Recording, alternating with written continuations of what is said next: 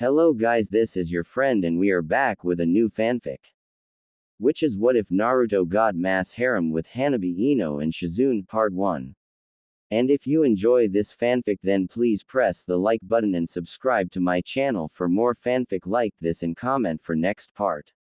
And now let's start the fanfic. Screams. That's all that could be heard throughout Konoha, the strongest village in the elemental nations. Whether it be from civilians or the shinobi yelling out orders or the screams right before their deaths. The reason for this is because only a few days ago word had reached Konoha that the Kyuubi no Kitsune, the greatest of the Biju, was on its way towards Konoha and was now only a few hundred feet from the walls. Although for the fourth Hokage Namikaze Minato, the leader and strongest ninja Konoha has ever produced was only concentrated on the screams of one person, his wife Namikaze Uzumaki Kushina. She was currently in labor with their first child, a son. He wasn't even due for another 3 weeks but Minato knew of only one way to stop the Kyuubi and after a lengthy and hazard to his health argument with his wife she agreed to the plans which was why they had to induce the pregnancy. Finally after what seemed like forever both parents heard the sound of crying and knew that their family was finally finished, for however short it may be. With a nod Minato looked at the nurse after she cleaned him and handed him to Kushina and left the family alone. He looks just like you Minato-kun, said Kushina, then added, which means he must get the brains from me, with a laugh from the both of them. Suddenly the door opened and there stood 3 figures. The oldest of them the previous leader of the village the Sandaime Hokage Sarutobi Hiruzen with titles such as the God of Shinobi and the Professor. The next one was the legendary Sannin Jiraiya the Great Toad Sage a world-known pervert and student of the Sandaime and teacher to Konoha's Yellow Flash himself, and the last and youngest one was Hitaki Kakashi student of Namikaze Minato. Sarutobi looked at the happy family for a few seconds with a smile on his face but it soon dropped. Minato, are you sure you want to do this? You know that I can do it, he said. Minato looked at his predecessor and said with a small sad smile, yes I must do this. I knew what being Hokage meant and I swore to protect the village with my life. He looked at his student, then his teacher, next was the old man himself, then finally to his wife and son. Besides he won't be alone. Naruto will have all of you when I'm gone. Jiraiya looked at his apprentice, Naruto still went with the name I see. Minato and Kushina smiled at him and said together, it was your best book, which had Sarutobi and Kakashi to chuckle and Jiraiya to pout. As they were going to continue their conversation a loud roar echoed throughout Konoha. Minato sighed and looked at his wife as she held onto their son. He noticed that she was still pale but didn't think much of it. It's time Kushina. I must leave now before more people die. He walked over to her and kissed her long and hard and hugged her for what seemed way too short for either of them. He took his son into his arms and kissed his forehead causing Naruto to wake up and grab a lock of his spiky yellow hair dangling in his son's face causing a yelp to come from the strongest ninja alive and laughs from everyone else in the room. With a final kiss and hug to his wife he and the others left to face the Kyuubi and allow Kushina to rest never noticing the growing pile of blood. On the way to the wall they stopped at the Hokage Tower to pick up the supplies. When they arrived at the wall Minato bit his finger and went through some hand seals and called out Kuchio's no jutsu and once the smoke cleared a giant toad appeared. He looked around him and spotted the group. What did you call me for Minato? He asked. Minato looked up at him and said, I need you Gamabunta to take me and my son to the Kyuubi then hold him as long as you can while I prepare the jutsu. The newly named Gamabunta looked wide-eyed at that then said, so you're going to use it after all, alright let's get going, and with that said Minato with Naruto in his arms jumped onto Gamabunta and raced off where his ninja were stalling the Kyuubi. When the trio arrived the ninja cheered for their leader. As Minato looked around at the damage his eyes finally landed on the Kyuubi. Gamabunta hold it as long as you can while I draw the seals on Naruto. Gamabunta replied, I'll do my best but I won't last long against that kind of power. As Gamabunta attacked and dodged the Kyuubi, Minato started the delicate process of drawing the seals on his son's stomach. As he finished, he planted a kiss to his son's forehead and started the sequence of seals for the jutsu. Kyuubi, I do not know why you are attacking, but I cannot let you continue, he yelled at the beast. As he finished the last seal, he yelled out, Shiki Fujin. There was a bright flash and the other ninjas stopped what they were doing to watch. They were shocked at what they saw. What have you called me for, mortal? A voice asked. As Minato looked behind him, he saw the Shinigami. It had fangs poking out of its mouth with horns on its head and purple skin. It also had a large knife like Gamabunta. He looked it in its eyes and said low enough so only the Shinigami could hear him, Shinigami-sama, I have summoned you to seal the Kyuubi into my son to stop its destruction. Shinigami looked at Kyuubi and said, very well, but as stated, I will have your soul as payment. Hi, arigato Shinigami-sama. Minato watched as the Shinigami's arm went through him to the Kyuubi and stuck its hand into the creature. As it pulled back, it brought with it the soul of the beast, but it was not acting like it was before. It looked around as if it didn't recognize where it was. As the Shinigami placed its soul into his son, he finished the process by drawing the remaining seals on his son's stomach before he died. As he finished, he saw the same three people arrived next to him, but before he could say anything, those Sarutobi spoke up. Minato, I'm sorry, but there were complications with Kushina after we left. She was bleeding and the doctors couldn't stop it. She wrote a letter to Naruto before she died roughly 30 minutes ago. Minato looked on wide-eyed. That was not supposed to happen. She was supposed to raise their son. Hear his first words, watch his first step, watch him as he entered his first day at the academy. He let a few tears fall from his face before he looked back up. Sarutobi, tell the people my last wish is for them to see my son as the hero he is. For now he will take his mother's name until he is strong enough for his full name. I have left further instructions in the safe in the office. With that said, the Shinigami pulled out his soul and ate it. With his anchor gone, Gamabunta returned to the world of the summons. Sarutobi picked up Naruto and held him close and rocking him back and forth to quiet his crying at the loss of his father. Jiraiya looked at his student before picking him up as the rest of the shinobi and kunoichi surrounded their fallen leader. After the Sandaime issued orders, the two adults, one young teen, and one baby left back to the village. As Minato opened his eyes, he suspected to be in the belly of the Shinigami. He did not expect to be in a throne-like room with who he assumed is the Shinigami, as he looked different from before looking at him and saying, we have much to discuss. 5th anniversary of the Kyuubi attack, October 10th. A little boy with blonde hair, blue eyes, and 3 whiskers like marks on each cheek was running from a crowd of villagers and shinobi trying to find a place to hide. Today was his 5th birthday and he wanted to enjoy the festival like everyone else, so he ignored the warnings of Sandaime Gigi and had left the safety of his apartment. The reason a boy so young that was living on his own is because on his 4th birthday the orphanage had kicked him out, saying, "You're old enough, demon, so get out of here and die." He had been living on the streets for 6 months before his Gigi had found out what happened and had managed to get him an apartment in the slums section of Konoha, the only place that would allow Naruto to live. As he ran, he turned a corner and realized his mistake when he saw it was a dead end. He turned around only to find that he was already trapped. He looked at the villagers brandishing their weapons, yelling obscenities at him, and looked at the ninja also amongst the crowd and on the roofs of the adjacent buildings, also getting out their kunais and shurikens and any other weapons they had. Some were even going through hand seals taunting him. Naruto started to panic and yelled out things like, "Why are you doing this?" and "What have I ever done to you?" This only seemed to anger the crowd more as they started yelling back, "You're a demon." And, "How dare you? You killed our families, you little Kyuubi brat, and now we're going to finish what the Yondaime started." With that they charged the poor boy and started kicking him and hitting him. Then they cut him and stabbed him with their weapons. After about 10 minutes of that, one ninja picked him up and started banging his head against the wall, watching as more and more blood dripped from his head.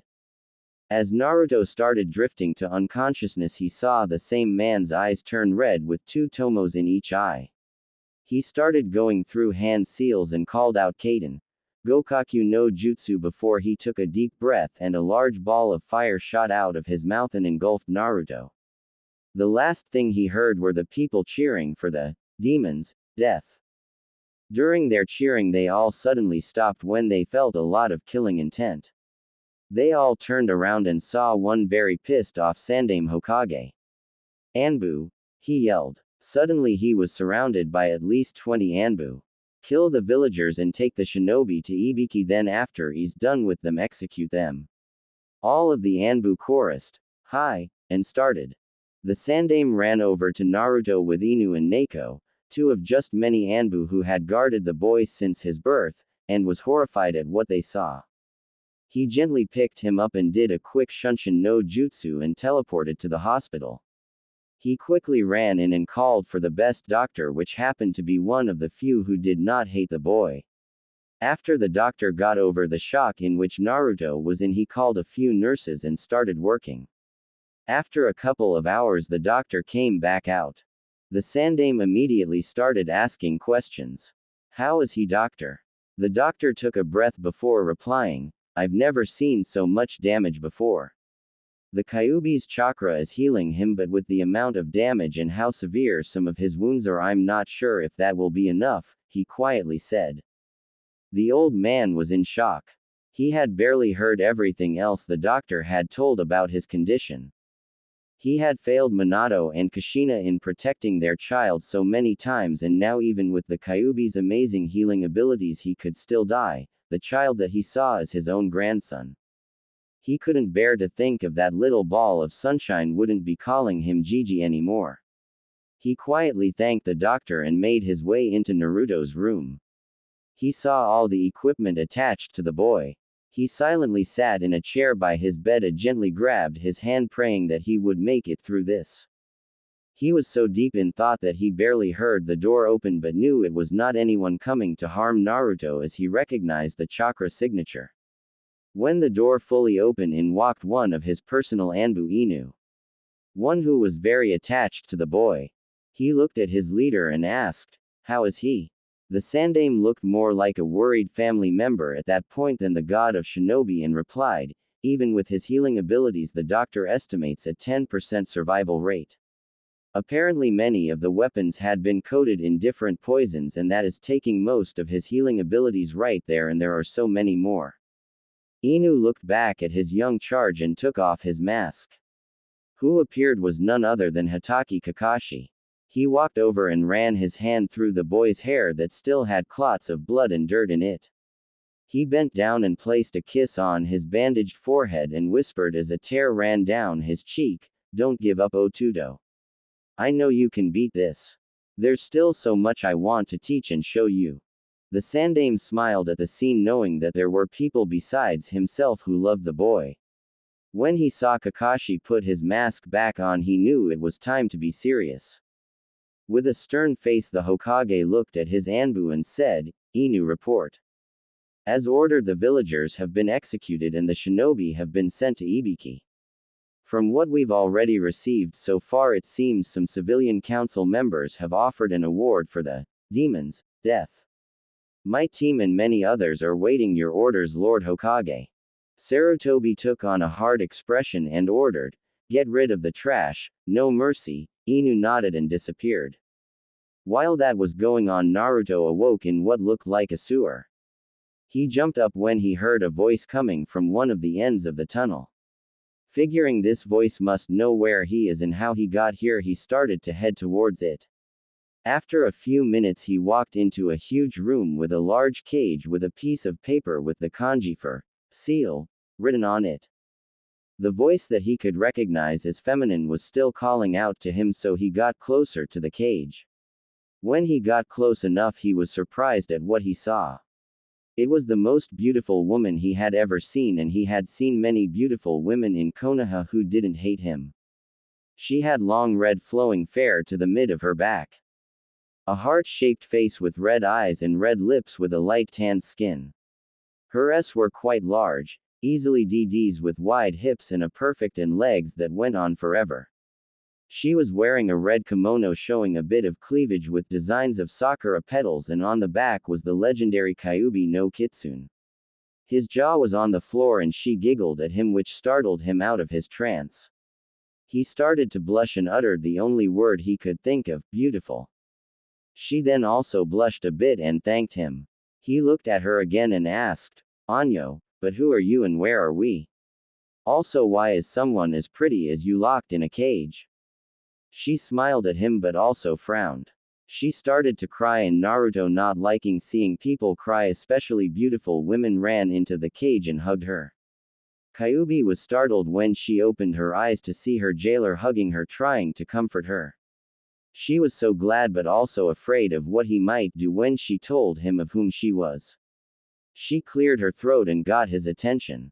She smiled at him, which made him blush again, and she started speaking. Naruto-kun, and before you say anything, yes, I know your name. In fact, I know everything about you since you were born. The reason for this is because I've been sealed inside you since then. He looked at her with wide eyes and asked, then who are you? She calmed herself down before beginning again. Naruto-kun, you know the story of how the Kyuubi attacked Konoha the day you were born and the Yondaime killed the Kyuubi but died too, correct? Naruto nodded and said, of course everyone knows that. Well, that's only partially correct, she said, earning a raised eyebrow from the little boy, which she thought looked incredibly cute. He asked, which part? The part of him killing it. You see, even a man as strong as the Yondaime was not strong enough to kill the Kyuubi, so he did what others have done before to the tailed beasts. He sealed it away at the cost of his own life by summoning the Shinigami, who is the only being besides the rest of the gods that is stronger than the Kyuubi. He listened on with wide eyes as she continued. But you see, he couldn't just seal a being such as the Kyuubi into anything. A vase would be pointless since it would break free in only a matter of minutes. An adult would be no good because they wouldn't be able to withstand Kyuubi's chakra because their own chakra networks have already been formed. So the only being strong enough to contain the greatest of the Biju is ironically a newborn baby. This is because a baby's chakra pathways have not yet developed, so they can adapt to the demon's chakra. She explained. She watched as emotion after emotion and finally understanding crossed the boy's eyes. He looked at her and spoke, I was the child, wasn't I? She nodded and he gulped as he prepared his next question. Then that means you're the Kyuubi no Kitsune? He again asked. She replied, yes, Naruto-kun, I am the Kyuubi no Kitsune. But I want you to know that not all demons are bad as humans believe. He looked at her, still hugging her, unable to move from everything he had just learned. I guess that makes sense since you don't seem very mean to me. She smiled at him and hugged him tighter and begun crying again. Kyuubi-chan, what's the matter? Why are you crying? He asked. Kyuubi blushed at the chan suffix and thought, I can't believe a 5-year-old is making me blush, a cute 5-year-old but a 5-year-old nonetheless. She bent down and looked him in the eyes and said, it's because of me, Naruto-kun, that you lost your family, that the villagers and shinobi hate you and hurt you. You should hate me because of everything that I've done. She sniffed and wiped her eyes as the tears continued pouring down. Kyuubi-chan, it's not your fault. If they can't tell the difference between a jailer and its prisoner, then that's their fault. Besides, I have a feeling that the reason I heal so quickly is because of you, so you've been helping me without me even having to ask you for help.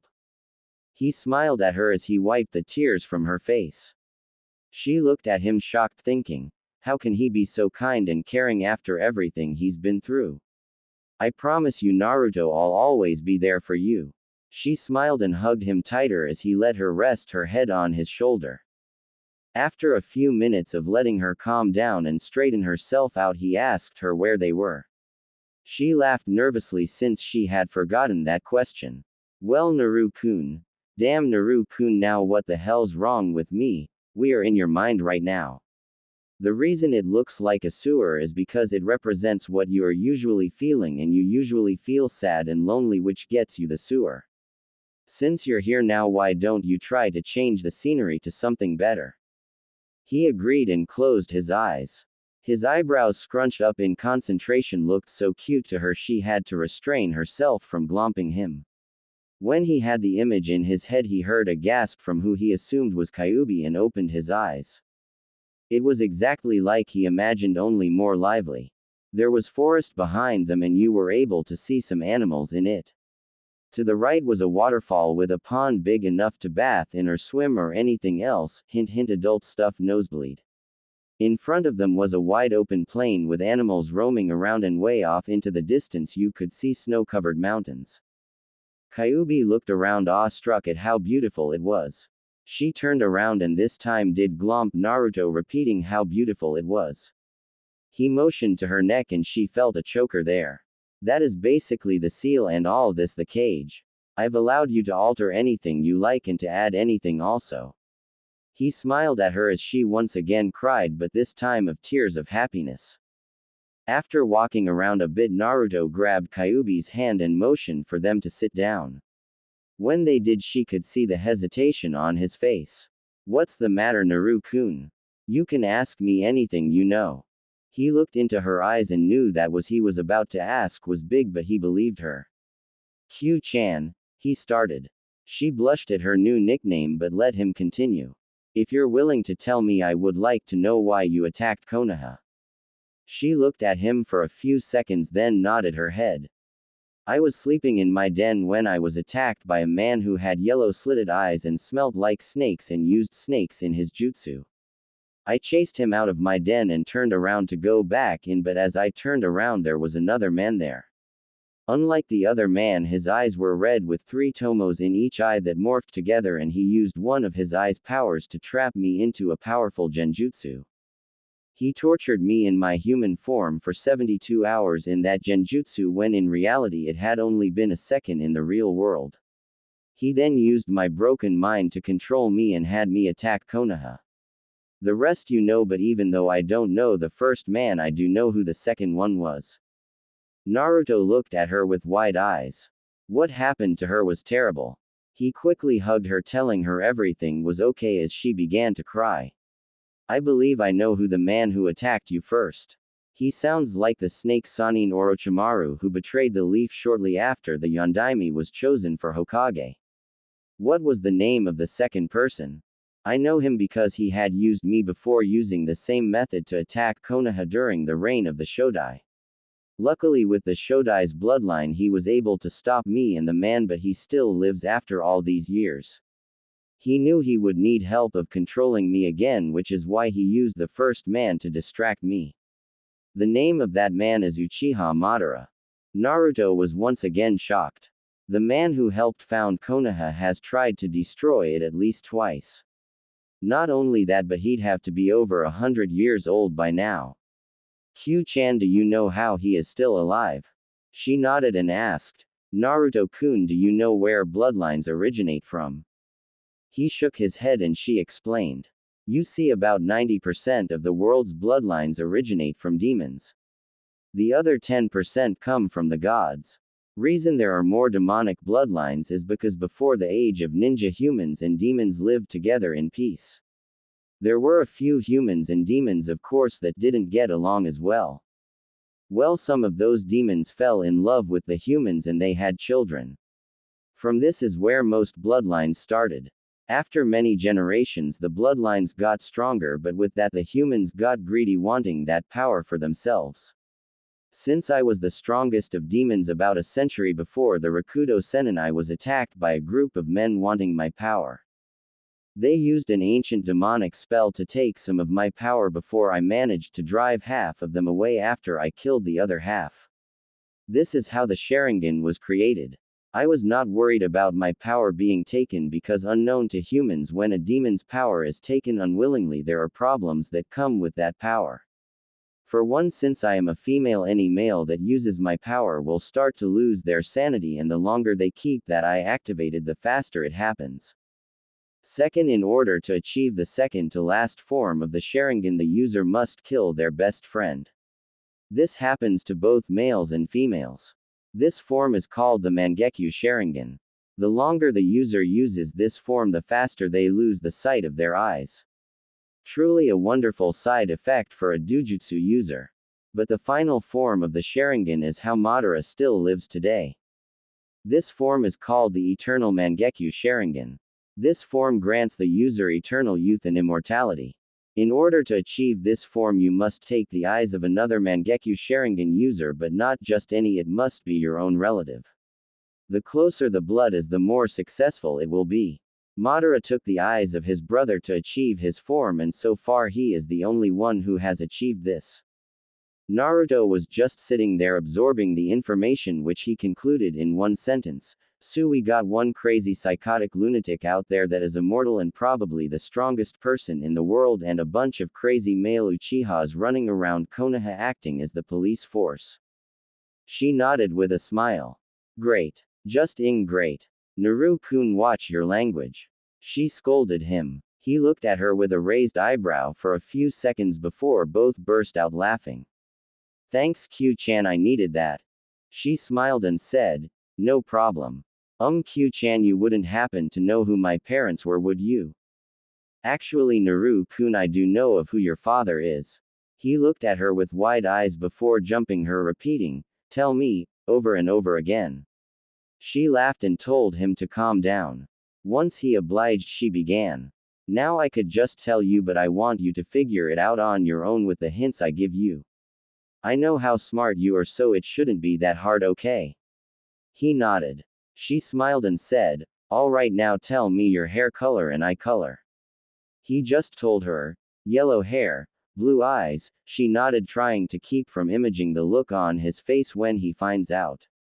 Good, now who else in Konoha has that combination? He thought for a second and came up with the Yamanakas, but their hair wasn't spiky like his, and the hair and eye color were a lighter shade. He remembered Senju Tsunade had a closer shade of hair color to him in a picture he saw in Gigi's office once, but she would have known he wasn't a demon and come back for him if they were related due to her being a med nin. He tried to think of anyone else and could only think of one other person. It was so far-fetched but made the most sense. Why he chose him and not another child.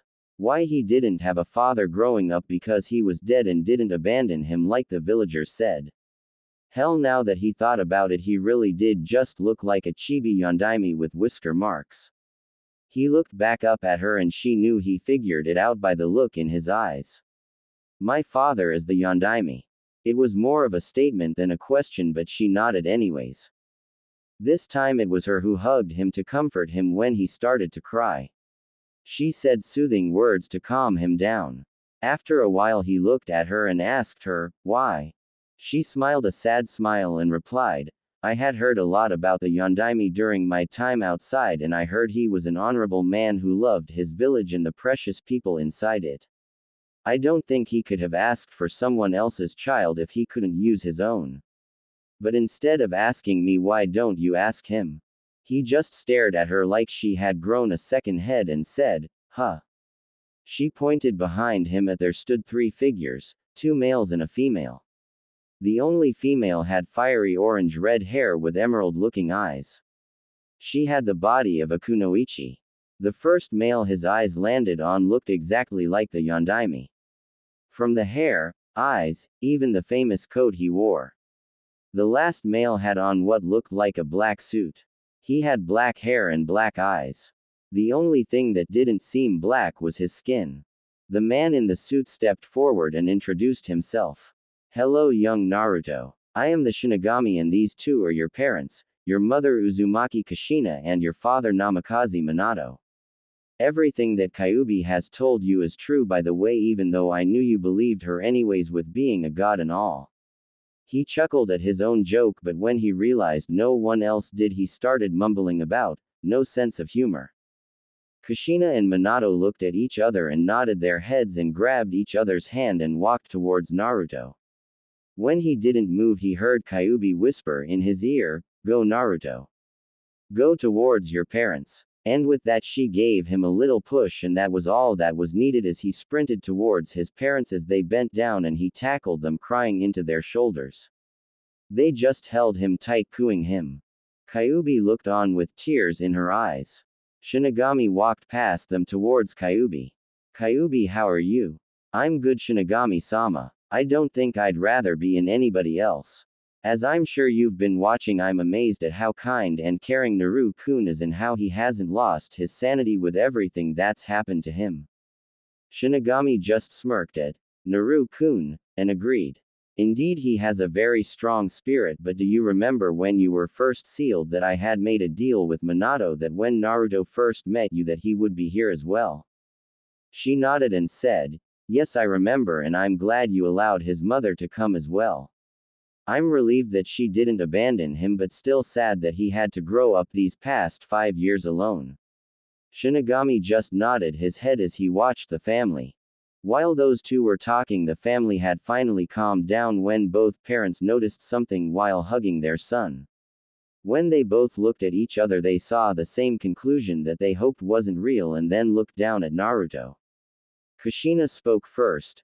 Naru-chan, she said, getting his attention. He blushed at the nickname as Kushina smiled at him while Minato chuckled. Naruto, we need you to lift up your shirt so we can confirm something, okay, sweetie? She said, giving him a gentle hug. He slowly nodded his head, having a good idea what they wanted to see. He slowly lifted his shirt and both parents gasped at what they saw. Their child, their only child, their little Naruto, was horribly malnourished. You could easily count every rib and the signs of his pelvis too. Both parents were curious at how their village could let this happen to their son, yet alone any child, but before either could ask any questions, a cough alerted them to Kyubi. Before you two start asking questions, it might be easier to watch what has happened to your son for the past 5 years. With his photographic memory in mind, I've been able to record everything that's happened to him, conscious and unconscious, she suggested. Naruto looked ready to panic that his parents were going to find out what has happened so far and even things he hasn't. With a hand on each shoulder from both Kushina and Minato, they asked him if it was okay. With a slow nod, a large television screen appeared in front of them and a couch behind them. Getting the idea, they sat down and started watching from the moment Kyubi was sealed into Naruto.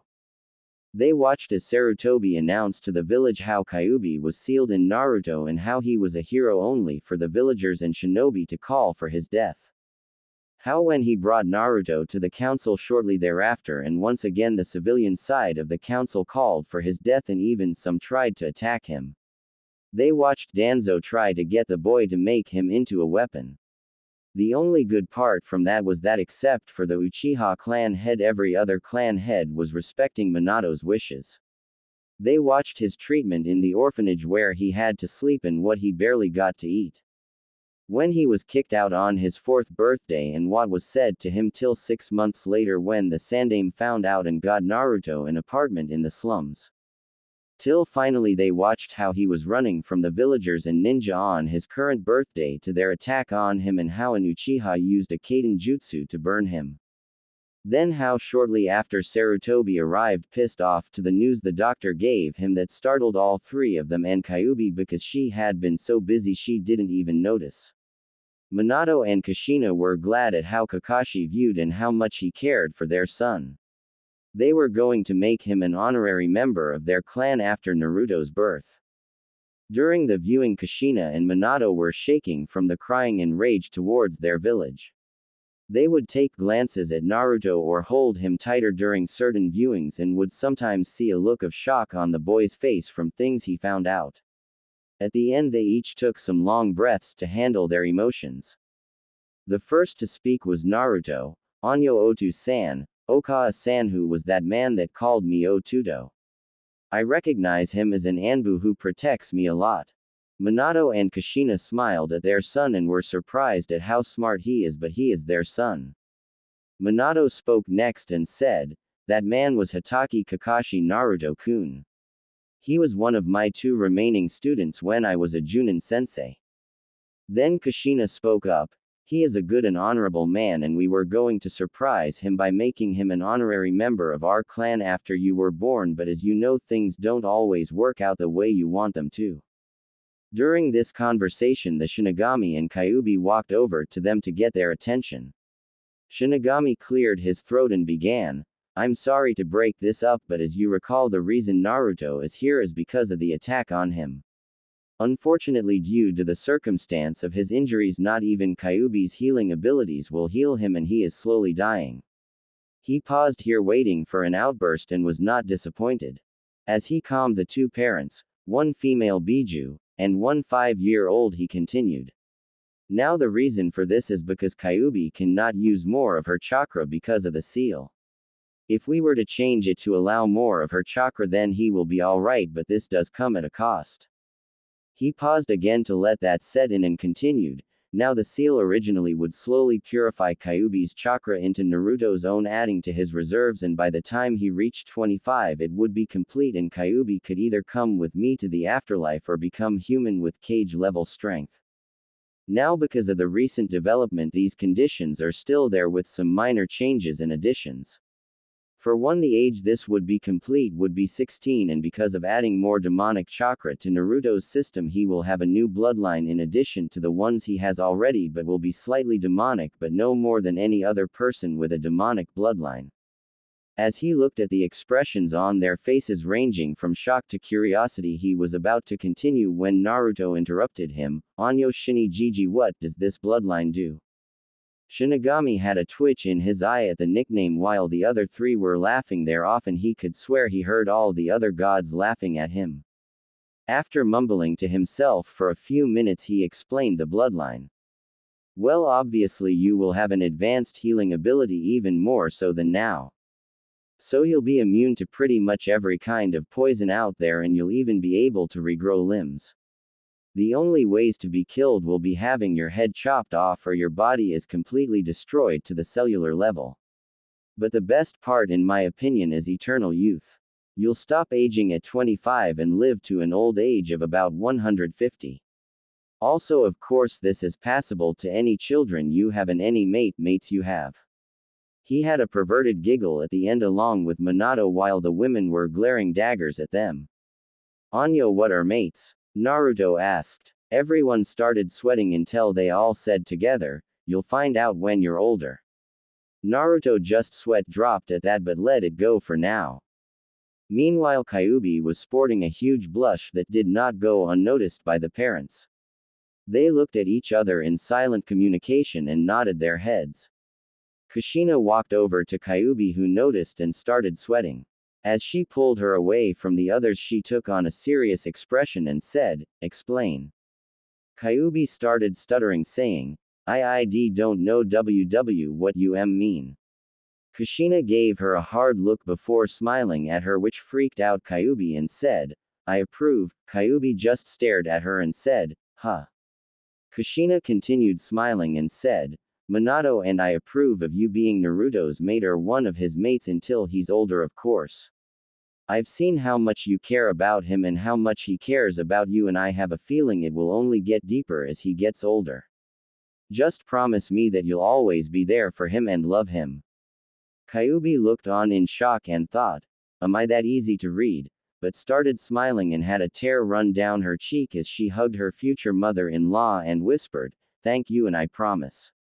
Kushina just smiled back and hugged her but got a deviously grin on her face and added, just make sure to give me lots and lots of grandchildren.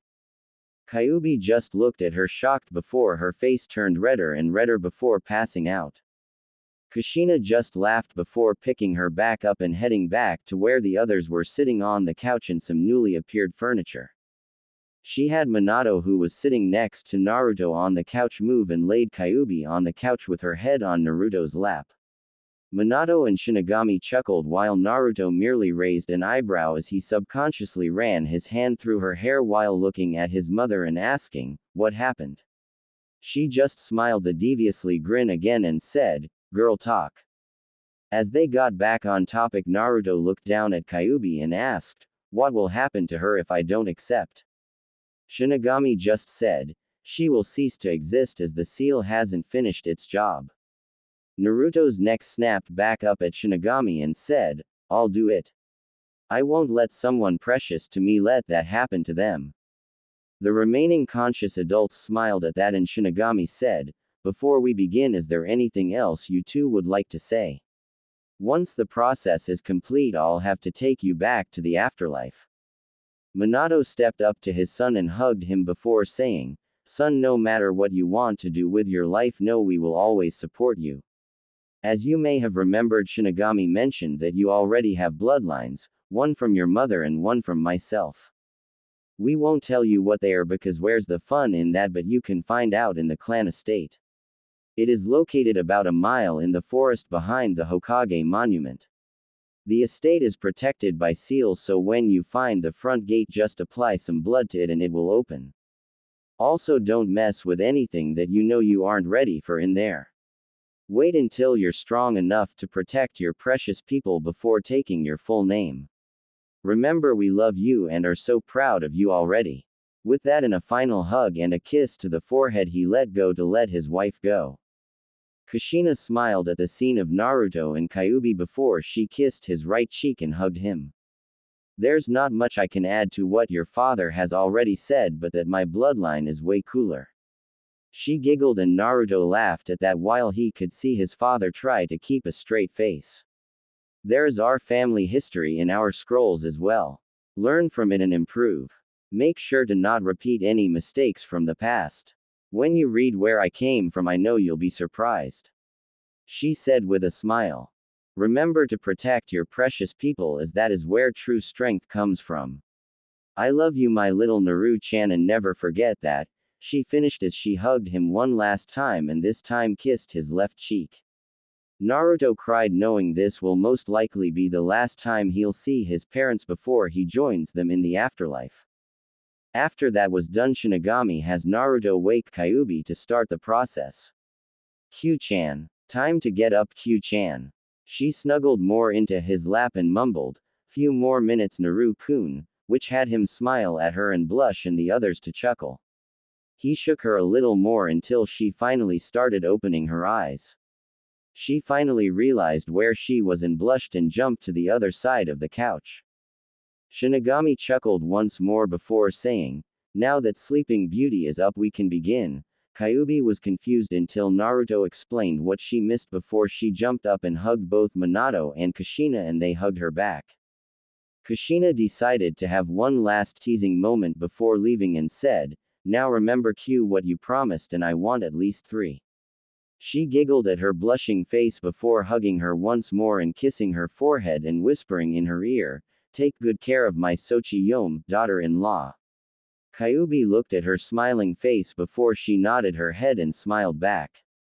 Once she was back next to Shinigami and Naruto, Shinigami had the seal appear and was about to start when Naruto asked him a question, "Nay Shinigami, is there others like me?"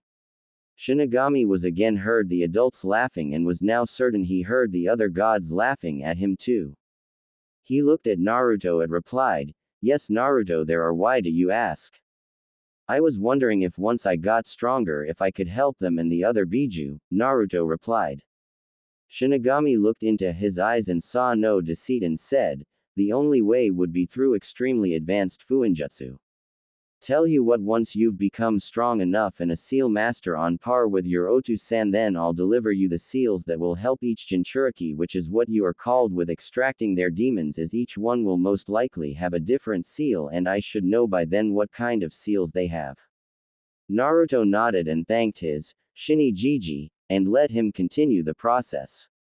About 30 minutes later of adding seals that not even Minato recognized to override the old ones not needed and adding a few extra ones, he burned away the old seals and watched as Kyuubi's chakra flooded into Naruto.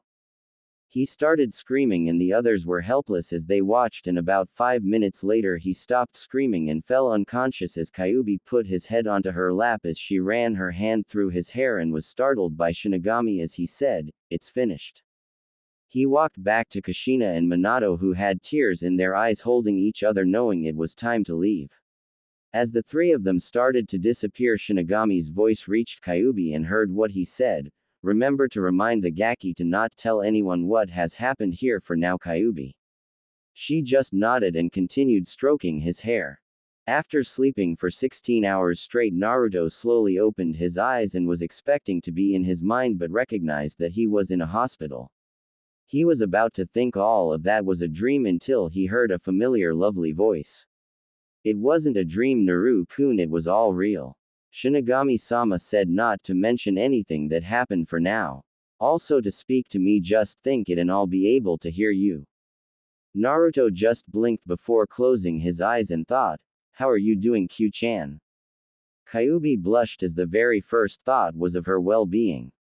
I'm doing fine, Naru-kun, now that I know you're okay. Naruto just gave her a mental hug and opened his eyes to look around the room. So what do you think I should do now, Q-chan? For now, since it is still dark out, just wait till the morning, since I've noticed the Sandaime has been here every day along with others that care about you. I would let them know you're okay now, and when you are discharged, sneak to your clan house to find out about your bloodlines and you can start living there. Also, I was told by your mother that the place has enough food for 3 years so you can start eating healthy and get better.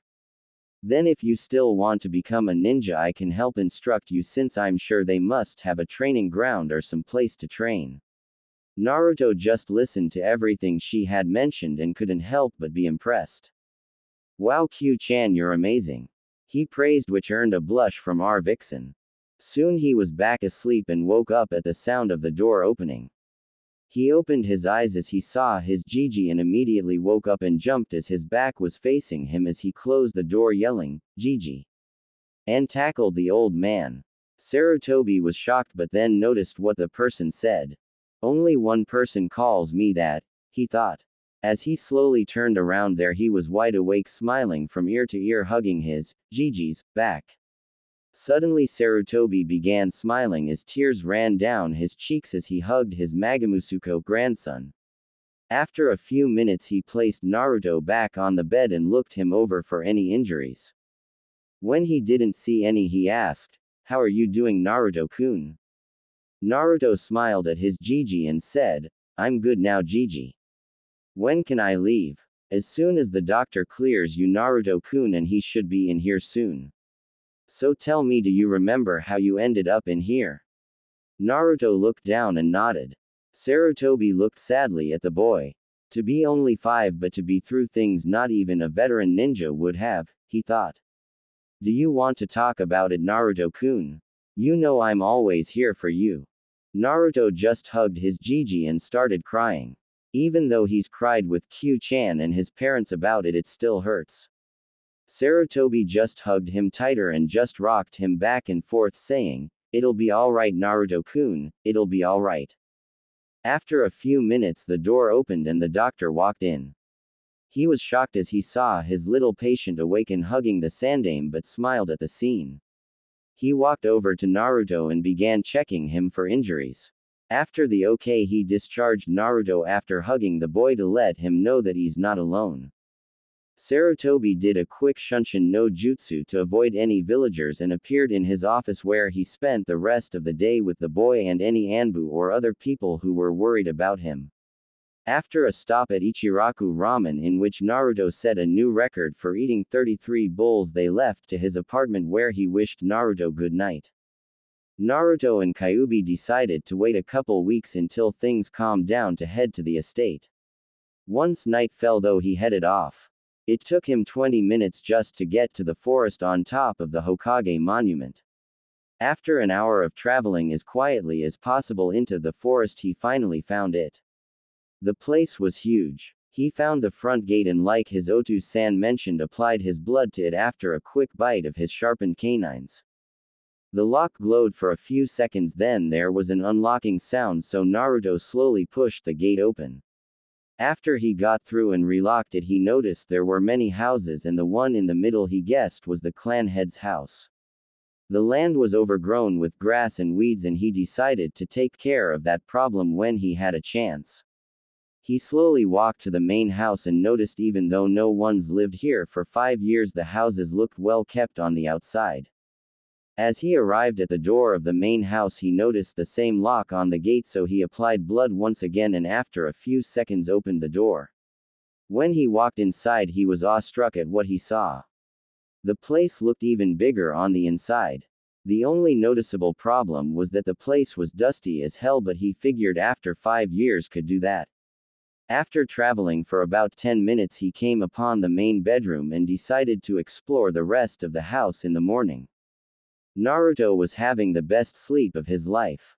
He could finally relax, not having to worry if someone was going to break into his apartment and try to kill him. Slowly the sun rose and shined in through the window, landing on his face. He slowly opened his eyes from the warm sensation. When he finally sat himself up in bed, he looked around and smiled to himself.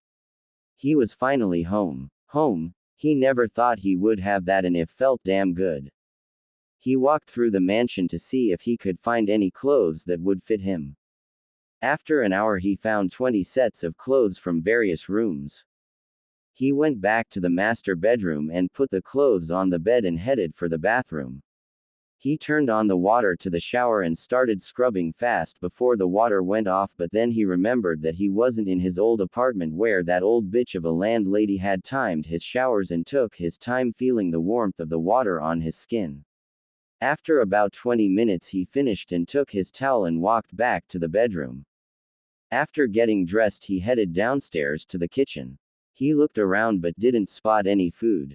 He could have sworn Kyuubi told him that there was food here. He opened his mind link with her and called to her. Q-chan. He tried again after no response. Q-chan, you there? He was about to try again but finally got a response. Hanaru-kun. What are you doing up so early? Naruto shook his head and thought.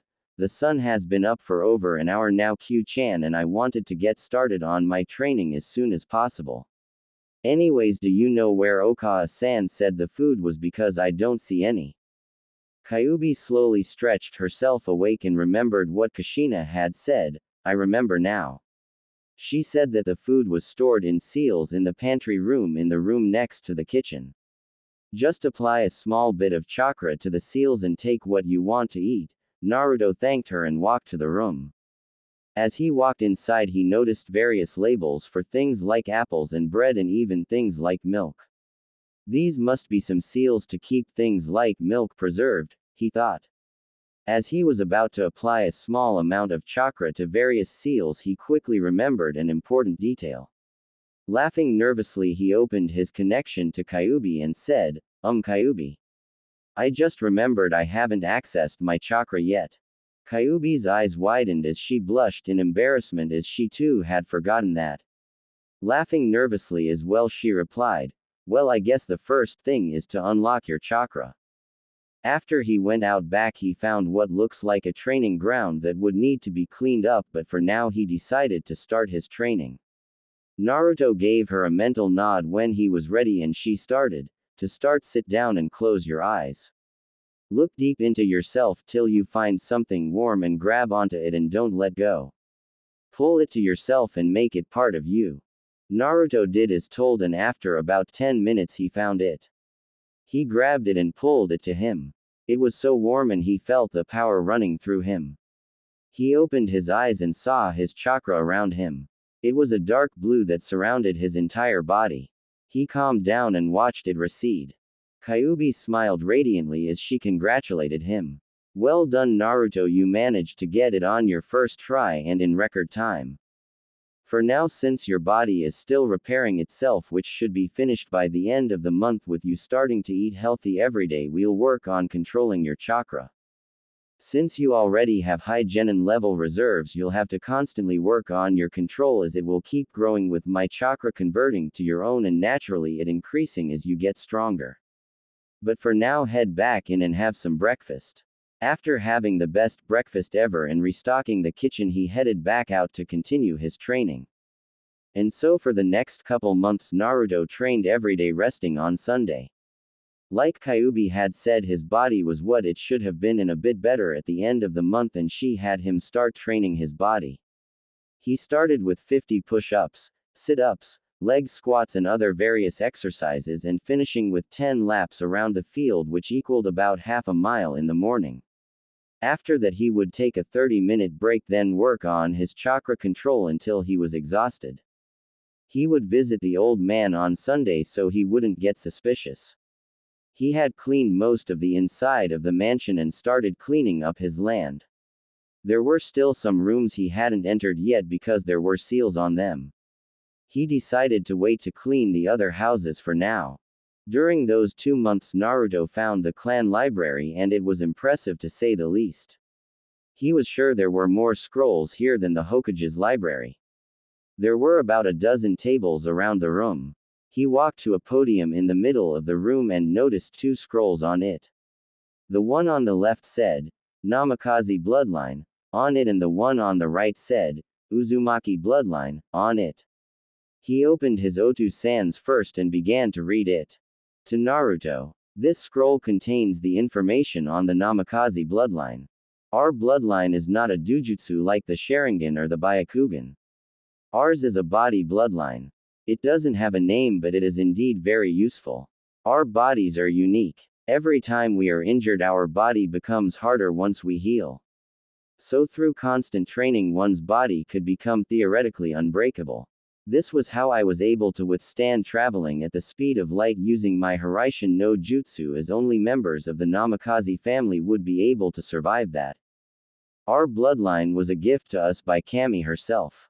We do not know why she gave this gift to us, but we swore to never abuse this gift.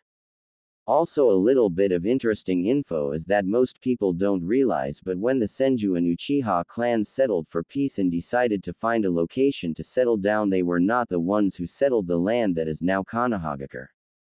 In fact, when they found the location, the Namikaze clan had already been settled there for a century. We allowed them to settle the lands next to us and helped them build the first ninja village. Over the years we had managed to own 51% of the lands within the village, and as a result anything on those lands, as well as an insurance policy. So suffice to say, we are the richest clan in Konoha. Unfortunately, throughout the Great Ninja Wars many of our clansmen died and there were only a small handful left when the Kyuubi attacked. I am sorry to say that they were among the first to have died that night, and that you are all that is left of our great clan. I know you will continue to bring honor to the clan, my son, and I love you and wish you a happy life. Your Otu-san, Namikaze Minato, Yondaime Hogake, Konoha no Kiroi Senko, Konoha's Yellow Flash. Naruto finished reading the scroll amazed at the potential of his father's bloodline, and with his healing ability it would make his body stronger faster. He rolled it back up and opened his Okao-san's scroll next. To Naru-chan, our bloodline is possibly one of the strongest in the world. The reason is because of the countless possibilities with it. Our bloodline was a gift from the goddess of the elements. This means that she granted us the use of the ability to control and master fire, wind, earth, water, and lighting. Some members of the clan were able to combine 2 elements once they mastered them to create a sub-element. One, for example, would be Mokuden. That's right, we have the ability to use part of the Shodai's fabled bloodline. This certain element would be a combination of earth and water. Another possibility is water and wind to create Hyoten jutsus. There used to be a bloodline clan that used Hyoten in Kirigakure, but I don't know if any members are still alive due to the bloodline wars that the Yondaime Mizukage started killing off bloodline users. Now, because of our bloodline, we were hunted down and killed during the Third Great Shinobi War. Our homeland was destroyed by a joint attack by Iwa and Kumo, and we managed to save most of the civilians, but I was the only member who survived from my clan. Our clan is from Uzu no Kuni Naruto. This is a special place because it is the last true kingdom. Our clan were the rulers of Uzu no Kuni. My parents were the king and queen of the country. I was their only child and royal princess and next in line for the throne, and that would make you a royal prince. Since I am gone, that makes you the next in line for the throne. I know this is a lot to take in, and I'm not saying you have to take the position, but as long as our clan lives, then so does Uzu no Kuni. Also, last I heard, the castle of the royal house was still standing, and in the throne room is the sword of the Uzumaki clan.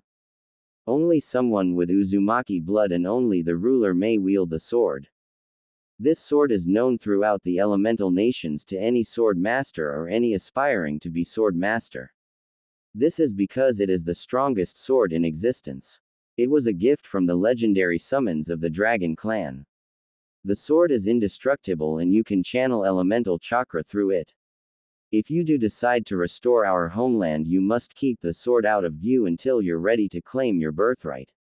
I suggest making a seal on your wrist and sealing it in there. I told your father about my past after we got married, and the only person who knows of your full heritage is the Fire Daimyo, since the Namikaze clan has been allied with Fire Country since shortly after its beginning in Minato was like a son to him, and sent a letter to him explaining how he planned to defeat the Kyuubi and about who you are, and he will inform his successor if you do not contact him before he retires or dies. Before you get angry that he didn't come to get you, know he couldn't, because that would have raised questions and could have started the Fourth Great Shinobi War. Well, I believe that's it. I love you, Naruto, and live a happy life. Your Okawa-san. Namikaze Uzumaki Kushina, Konoha's Red Death. Naruto reread that scroll a few times and was shocked at what he found out. He was royalty. He was Ing royalty. He laughed so hard at that. He was definitely going to rebuild his ancestors' homeland. He couldn't wait to see the look on the villagers' faces when they found out. He opened the mental link and called out to Kyuubi. Hey Q-chan, have you been paying attention the past few minutes? He asked excitedly. Sorry Naru-kun, I've been planning your training. Why, what's going on? He smirked. He sat down and closed his eyes, entering his mindscape. He saw Kyuubi standing in front of him looking as beautiful as ever. He still had that smirk on his face, and when she noticed it, she raised an eyebrow. She looked at him and said, Well, are you going to tell me? He continued smirking and said, Look through my memories for the past 10 minutes.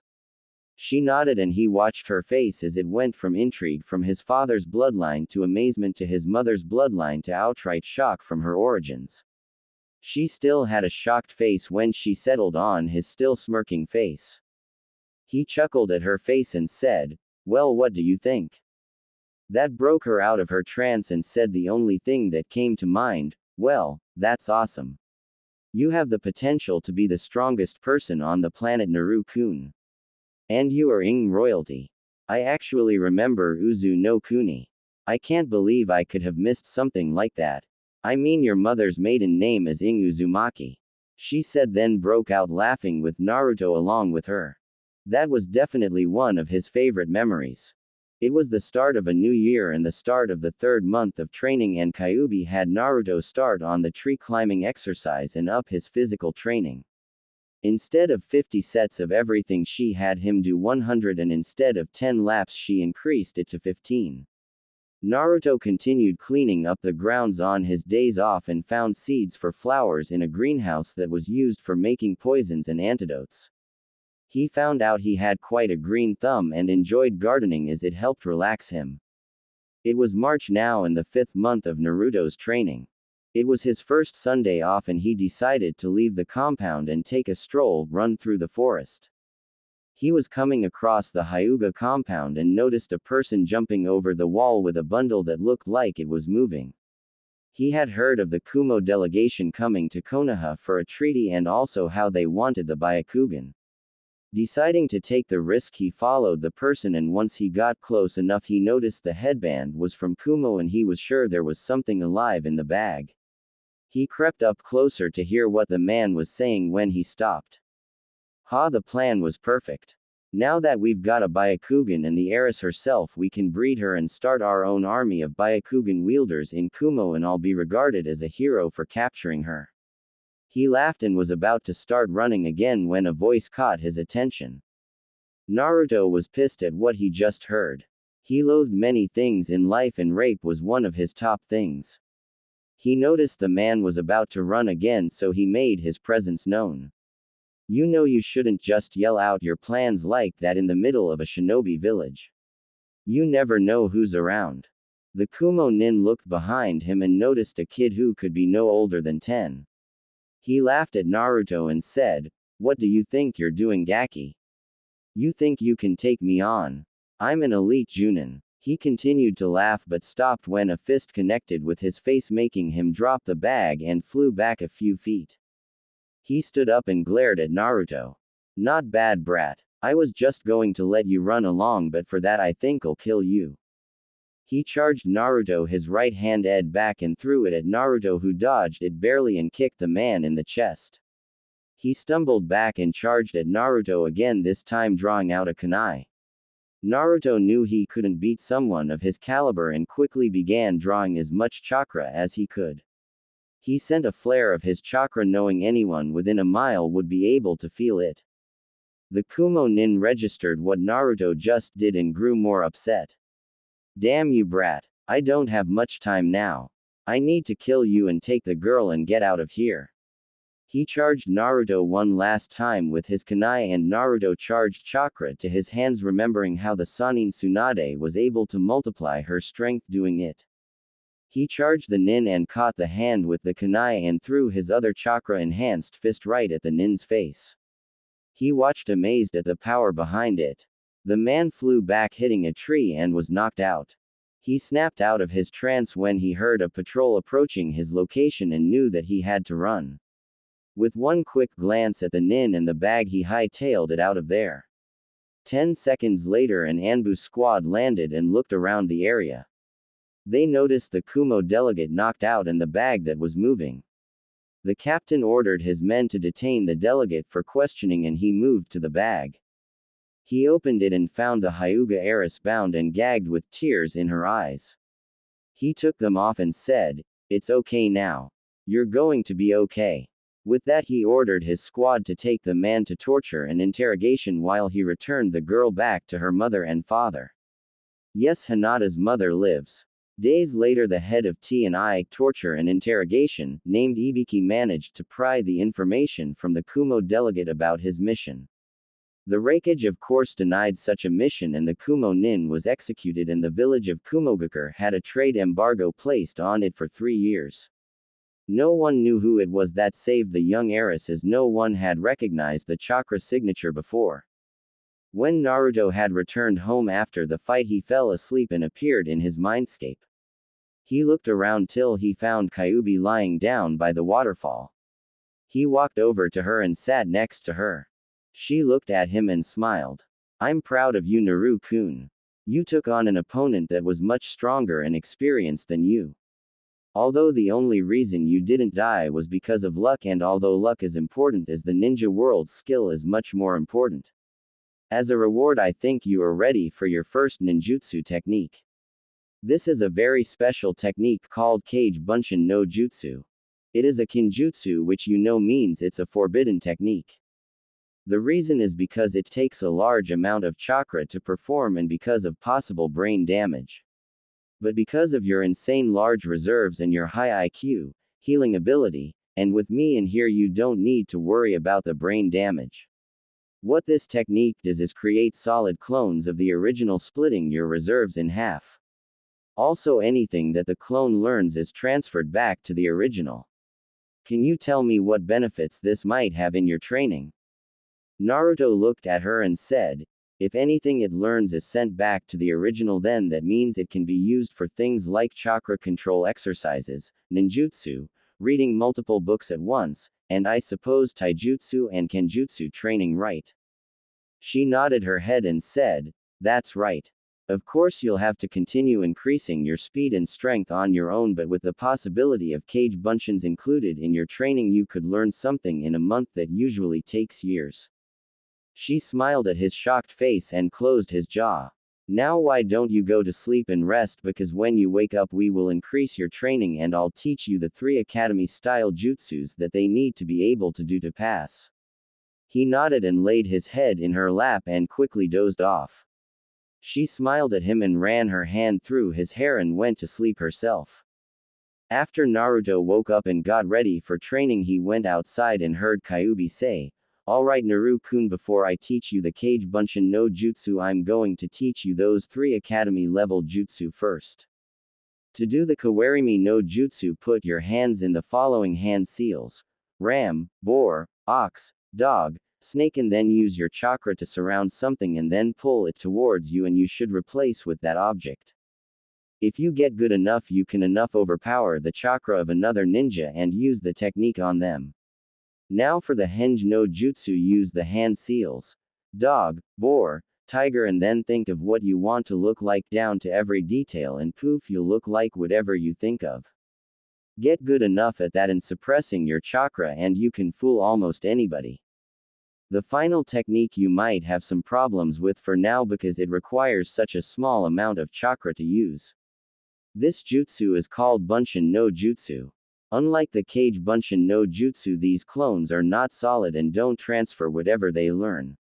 When you are able to create one clone, you will have high Junin level chakra control. These are the hand seals: ram, snake, and tiger. With her showing the hand seal through the link, he gave a mental nod and started working on the jutsu. An hour later he managed to do the first two jutsu to a decent degree but could only get as low as 50 clones for the third jutsu before messing up. He was about to try again when Kyubi spoke up. That's good for now, Naru-kun. Let's get started on the Kage Bunshin no Jutsu. Now here are the correct hand seals. Tiger with left and right, adjust to form cross. Pour as much chakra into the technique to see how many you can create for now. He gave her a mental nod and started practicing the jutsu.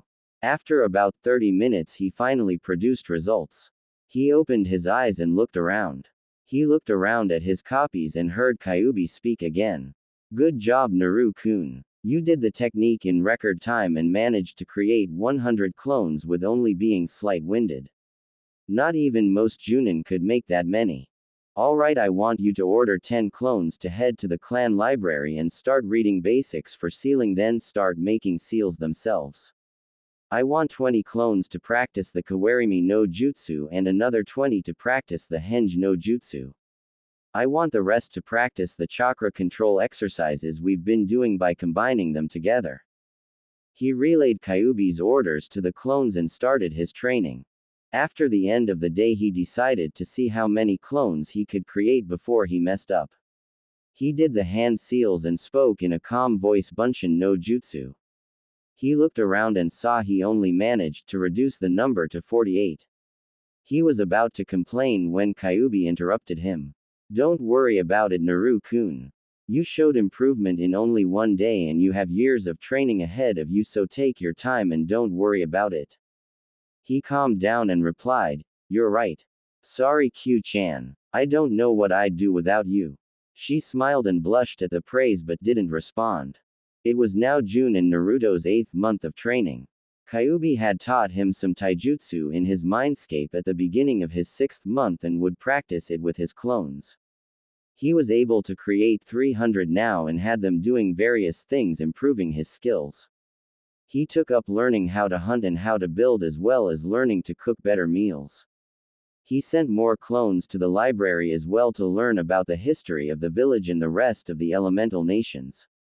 He also sent a clone to appear in the village every now and then to deter any suspicion of his whereabouts. With the help of his clones he was able to finish cleaning up the houses and lands as well as exploring more of the area. Kyubi had once again upped his physical training to 200 sets of everything and 25 laps, equaling about 2.5 miles every day. He still rested on Sunday and there was no stopping him from his pilgrimage to Ichiraku Ramen either on that day.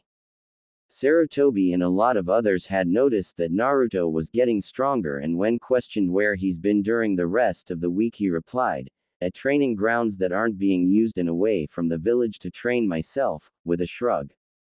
He had told his Jiji that he was practicing the academy level jutsu, and Sarutobi was shocked that Naruto had already unlocked his chakra. When he questioned Naruto about how he knew these things, he said that he had spied on some CL from the academy and watched some students train. Sarutobi wondered if he should enroll Naruto early in the academy. The boy seemed like a prodigy, more so than his father. He knew it would raise hell when Naruto would enter the academy at the normal age of 8, and if he enrolled him earlier there would be an uproar from those who hated the boy. Before he even filled out the paperwork he asked Naruto this question. He was expecting for the boy to shout and say yes while jumping all over the place. He was not expecting the boy to shake his head and say no. The old man asked with confusion on his face, Why do you not want to enter the academy early, Naruto-kun? You could be the youngest person to ever graduate from there. From what you have told me, you know things and are able to do things that a final year student should know. Naruto just kept a neutral face and said, because I have learned more on my own, with Q-chan's help of course, than I probably would 4 years in the academy. I have left the village alone for 8 months and yet the people still hate me. I still want to become the best Hokage this village has seen and will see, but I also want to become the best ninja in the world. I have no doubt that the teachers in the academy would try to hamper my education, so I'm training and learning as much as I can now so I will not be left behind once I do join. Sarutobi just listened to the words of his Magamusuko. Not even people twice his age spoke so well.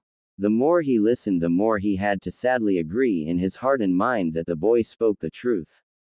If only those damn fools would just look at the boy and not the demon, then they would have seen the unfathomable depths of potential this child has. He took a long drag of his pipe and agreed. It was now August and the 10th month of Naruto's training. Overall, if Kyuubi had to guess, she'd put Naruto at high genin level. His speed and strength were low chunin. Ninjutsu was mid-genin with still only the 3 academy-level jutsu and the Kage Bunshin no Jutsu in his arsenal. Speaking of the academy jutsu, he has mastered the first 2 jutsu to a point without hand seals and has lowered the amounts of clones to 40 before he messes up thanks to his constant use of his now 400 shadow clones and now low Junin chakra reserves. He can fire kunai and shuriken at all 8 lethal points if standing still at the same time and is improving for moving targets. He has low chunin knowledge on seals and his taijutsu is mid-genin level as well.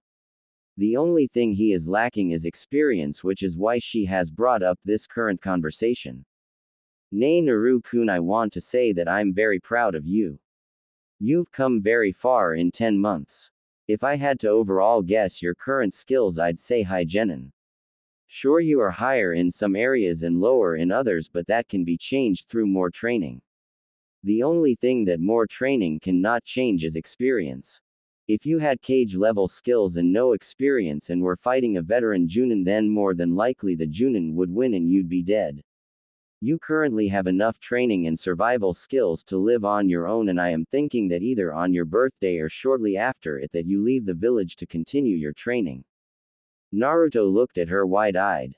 He couldn't deny that what she said made sense, and he's practically been living on his own since he was born. He wanted to say no to the idea, but he knew it was the most logical idea. He took a deep breath and said, I agree with your idea. We'll need to start preparing then if we leave, because Gigi's not just going let me walk out of the village. She nodded her head and said, wheel up your training till you have no energy to even breathe. You should start making a list of the things we'll need and the places you want to visit or stay away from. We should also study the patrols at night to make our escape easier. He sighed and nodded. So much to do in so little time. It was a week from the intended day. They had decided to leave the night of his birthday while the villagers get drunk and the shinobi have to pay more attention to the inside of the village to keep order than the outside. He had sealed every book, scroll, and note that were in the library and put them in part of his mindscape that was a duplicate of the library in the clan house after Kyuubi taught him a dimensional storage jutsu. He took the remaining food in the mansion, including in the storage seals in the pantry, and put them in his mindscape as well after recreating the preservation seals. He found out that they were pretty easy to create. He stored several sets of clothes and various other supplies in scrolls that he was going to carry on him. He also found some odd small square pieces of paper that he stored as well. Kyuubi told him that they were chakra papers that are used to determine what elemental affinity you have. Even though he knew he had the ability to use all 5 main elements, it would still help him determine which was his strongest affinity and his weakest. He and Kyuubi agreed to maintain his rigorous physical training for the first 4 days, then the next day a light workout while keeping up his chakra control exercises during each training. He spent the 6th day with his precious people while keeping up his guard since his birthday was only 1 day away and some people might want to give him an early birthday present. Today was the day. His 6th birthday and the day he leaves the village hidden in the leaves to continue his training. He spent the entire day checking and rechecking, making sure he had everything he needed and didn't leave anything behind. He dressed in all black as the sun set, placing the scrolls in his vest and placed a black mask on his face covering his whisker marks. He strapped the twin kodachis that belonged to his mother on his back at his waist that she used in Anbu as Konoha's Red Death, that he'd been practicing with for the past 2 months. The sun had set and he'd seen the fireworks signaling the beginning of the festival of Kyuubi's defeat. He walked out of the mansion towards the gate and before opening the gate took a long look at his home he'd be leaving for many years after only living there for less than a year. He took a deep breath and opened the gate, walking out and relocking the gate. He listened to it lock, then jumped into the trees, making his way towards the east side of the village for his escape while creating a shadow clone, giving it a message to give to its target, unaware of the danger that awaits him ahead. Another person was planning his move tonight. The destruction of his clan. This man is Uchiha Itachi. He took out his katana, killing his first victim, and continued his onslaught. As Naruto neared his escape route, he passed the Uchiha complex and smelt something that shook him to the core. Blood, he thought. He took out one of his kodachis and slowly began his way into the compound. When he arrived, he almost puked at what he saw. Bodies. Bodies everywhere. Covered in blood with limbs missing from that person or that person or that person. He could still, he screamed, so he steeled himself and continued him. Uchiha Makoto could not believe what she was seeing. Her eldest son was slaughtering his own clan. Killing even the children. She watched as her husband demanded to know what he was doing. He simply replied, "Testing my abilities." Fugaku charged at him but was only his next victim. She ran out of the house looking for help. She knew she was no match for her son even if she was one of the strongest kunoichi in the village. She felt a pain in her leg resulting her in falling down. She looked and saw a kunai stuck in it. She looked back up into the fully matured Sharingan of her son. She closed her eyes as she saw him lifting his sword ready to kill her.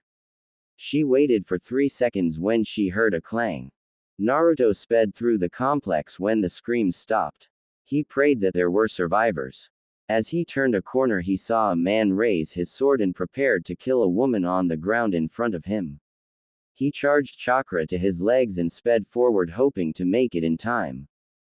The assailant's sword was just 3 inches from her head when she opened her eyes from the noise to find what looked like a boy in black, no older than her youngest, with a kodachi held against her son's sword. She didn't move to, frightened from her son trying to kill her and where this mysterious boy came from. Naruto let a quick sigh of relief internally when he made in time. He pushed the attacker back and yelled, "Who are you and why are you attacking a clan of Konoha?" When Naruto looked closer, he noticed the person's eyes and gasped. This was the result of the power that didn't belong to this clan. Naruto looked into his eyes and said, "Tell me your name, Uchiha." Itachi was quite surprised when someone blocked his sword from killing his mother. He was even more surprised when it looked like someone no older than his younger brother, but the strength behind that push was remarkable for one his age and was even greater than him at that age. He was snapped out of his thoughts when the boy gasped, finally noticing his eyes and the, "Tell me your name, Uchiha." Itachi looked at his opponent that was in a standard sword stance. "My name is Itachi. May I ask the name of the person who has shown being worthy of proving my abilities?" Naruto looked at the newly named Itachi. He had heard of this person. Graduated the academy at the age of 7, made Chunin at 10 and finally Anbu captain at 13. This person was way out of his league. Naruto looked at his opponent and said, "No, you may not know my name for now. But if I survive this and we meet again, I will give you my name." Itachi nodded at that and then charged Naruto when his katana at his side. Naruto blocked the strike and attempted to kick him but was too slow and was punched by Itachi's free hand. Naruto jumped out of the way as Itachi threw several shuriken at him. It summoned 50 clones that temporarily shocked Itachi as he found out that these were shadow clones. He made quick work of them only to find his opponent and his mother gone. He picked up their trail and followed them. Naruto picked up the woman as his clones took care of Itachi. He knew that it wouldn't take him long to defeat his clones, so as he ran with the woman in his arms, he summoned his chakra and sent a flare that would be felt throughout Konoha. It took only another 5 seconds for Itachi to catch up. Naruto looked at him and said, "I'm sure you felt my chakra flare. Every ninja in Konoha should be on their way here. If you leave now, you still have a chance to escape." Itachi was not pleased but left, leaving his mother alive, and by luck ran into Sasuke and completed his second objective by morphing his eyes into the Mangekyo Sharingan and used Tsukuyomi to show every person he killed and ed up his mind. With that finished, Itachi left the village. Back with Naruto, he took out one of his scrolls labeled medical supplies and quickly bandaged up the woman's leg. He looked into her eyes and blushed a bit at finally seeing how beautiful she looked. He quickly erased that thought and said, "The wound isn't that bad, but you should still get a professional to check it out in case the kunai was poisoned or to make sure it doesn't get infected." Makoto just nodded, not trusting her voice as she stared into those amazing blue orbs called eyes. She saw him put the scroll back in his vest and got ready to leave. She quickly blurted out, "Makoto." When she saw him raise an eyebrow, she blushed. "That's my name. Uchiha Makoto. Thank you for saving me." She could see him smiling under his mask as he responded, "Stay strong, Makoto-chan. Stay strong." And with that he sped off in the same direction Itachi left. She blushed at the chan suffix. She was brought out of her daze as the Hokage and several Anbu and other ninja arrived, shocked at what they saw. Sarutobi saw the Uchiha matriarch still alive and rushed over to her. "Makoto-chan, what happened here?" Makoto looked up to the man's face and said, "Itachi, he killed them all. He killed off his own clan. If it wasn't for that boy, then I would be dead too." Sarutobi was shocked at what he heard. He quickly ordered everyone to search for survivors as he took Makoto to the hospital. There she told him of her savior and he was even more shocked. But what really got him was the description. A boy no older than 8 with blue eyes and blonde hair. He knew it was possible that it could have been a Yamanaka or even a henge, but his gut told him otherwise.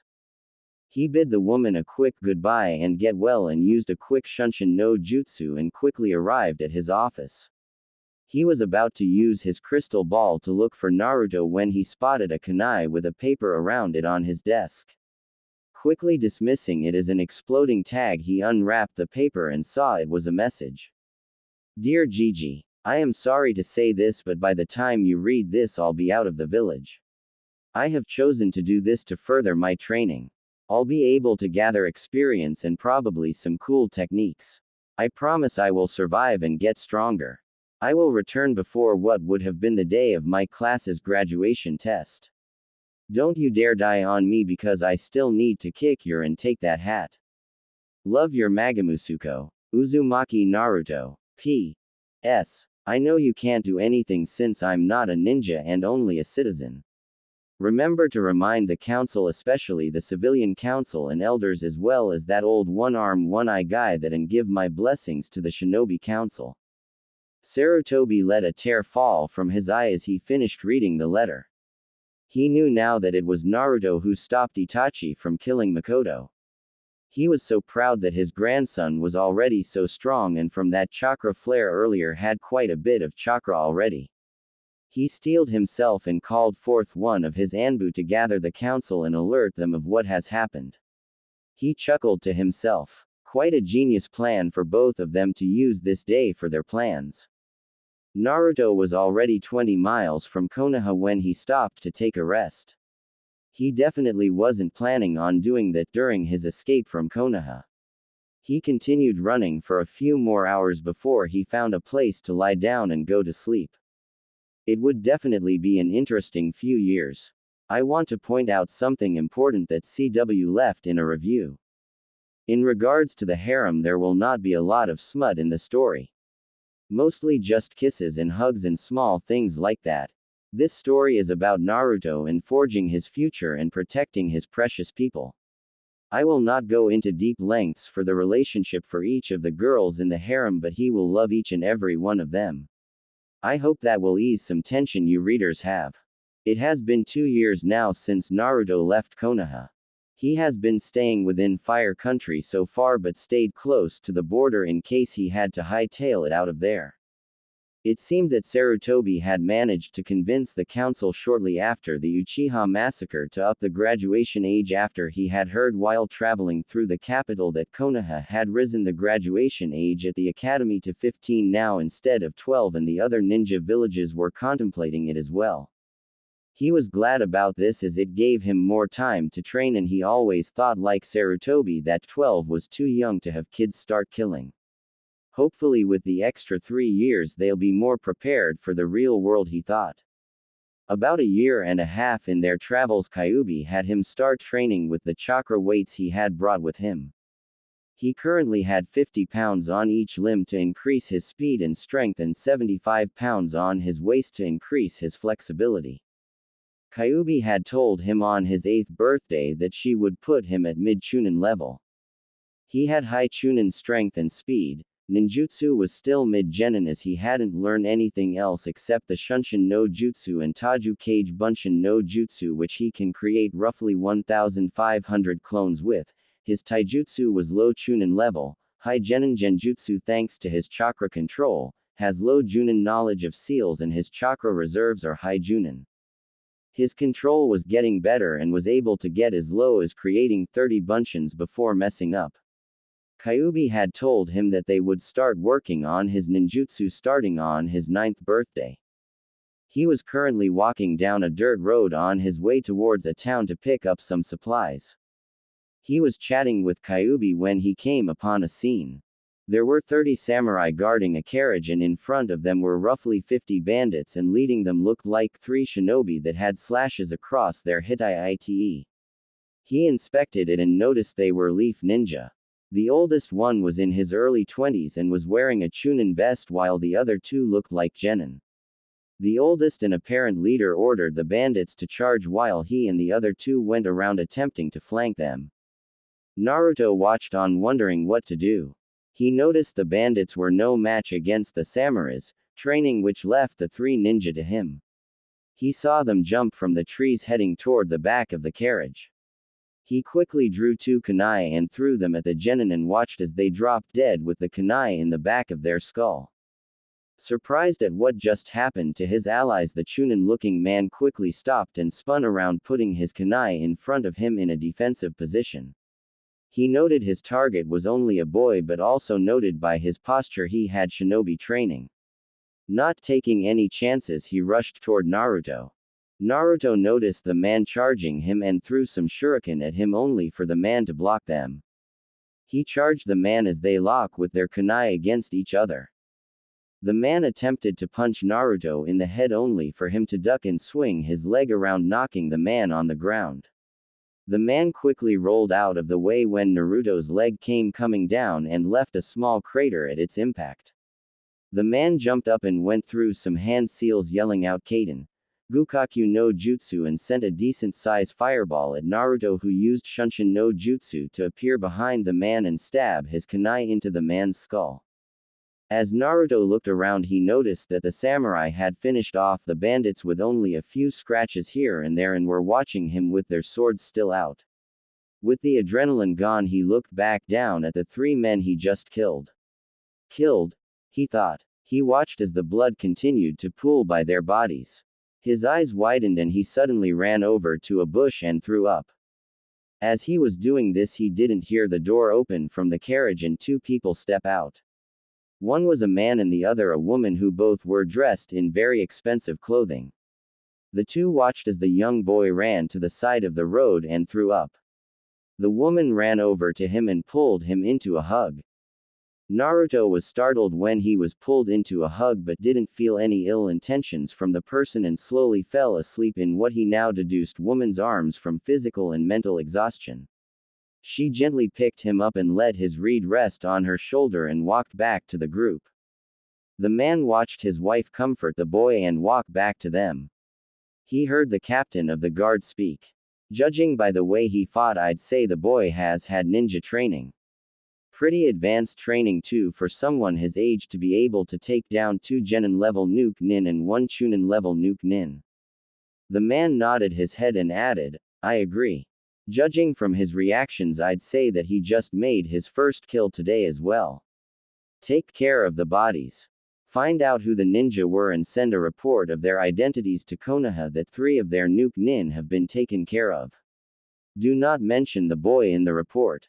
We will also be taking the boy with us. I'm sure my wife will want to make sure he's okay when he wakes up. The captain saluted the man and said, Hi Lord Nobunaga. As his wife stood next to him, he got a good look at the boy. If he is who I think he is, then it's not that surprising at how strong he is already. He thought, let's put him in the carriage. We'll take him with us to the vacation house and take care of him there.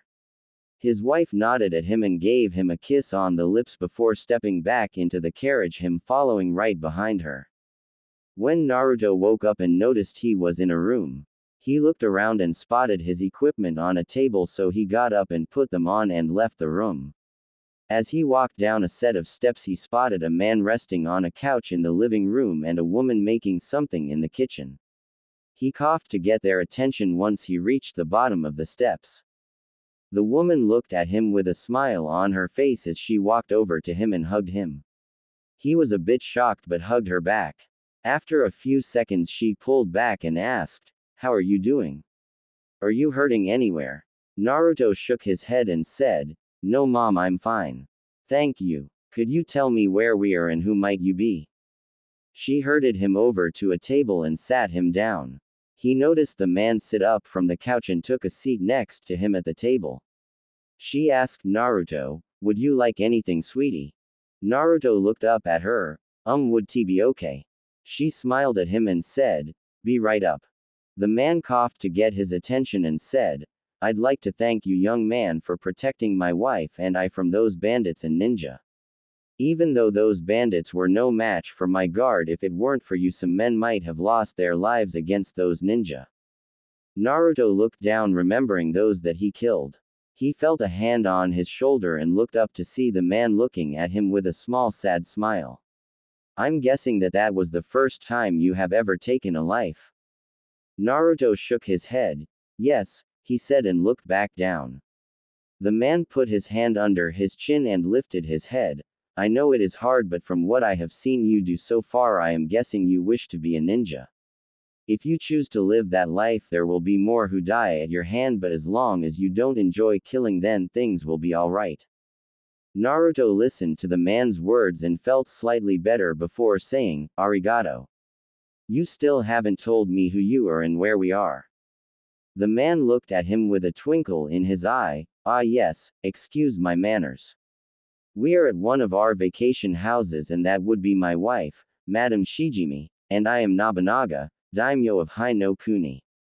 He said. He looked at the boy's shocked face before chuckling. And by your appearance, I would say you are Namikaze Uzumaki Naruto, correct?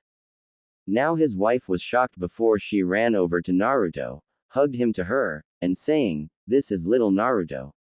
Oh, he's adorable. He looks just like his father, she ranted on. Nobunaga chuckled at his wife's antics before liberating the boy from her grip. Honey, is the tea ready yet? She blushed and said, I'll be right back. With her heading back to the kitchen, Naruto seated himself in the chair before looking at the man. Are you really the fire daimyo? Yes, Naruto, I am. I'm sorry for what has happened to you. There were so many times when I told myself to screw everything else and take you with me, but I knew that even though Minato and Kushina loved you, they would have killed me if I took you with me, most likely starting the Fourth Great Shinobi World War once your identity leaked out. By the way, Sarutobi sent me a letter shortly after you left the village. He was truly upset but understood your reasons for leaving. As Naruto was listening to him, Shizune returned with 3 cups of tea and took a seat at the table joining them. He looked to both of them and said, So now what? Nobunaga looked at him and said, "When you feel like it, you are free to go to continue your training. Just remember you are always welcome in our home and can come to us whenever you need help." Shijimi just nodded her head and smiled at him. Naruto spent a week with them learning about his parents. He gave them each a hug and promised to visit them again before he returned to Konoha.